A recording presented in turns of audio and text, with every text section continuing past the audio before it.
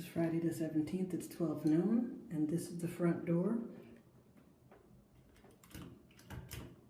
that will not lock from the inside. I have to use my key to lock it from the outside.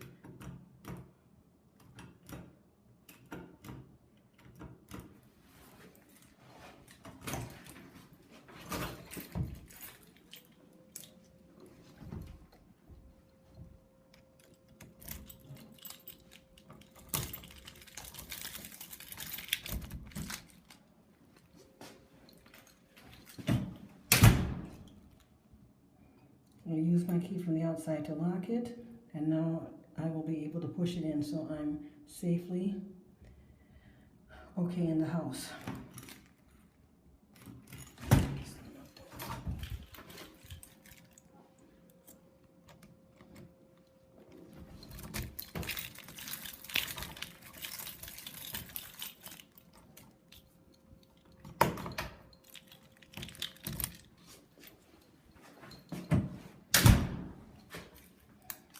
Finally, after turning my key again in the lock, the door finally is able to close from the inside.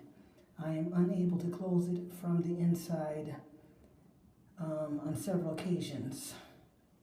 Again, it's Friday, February 17th.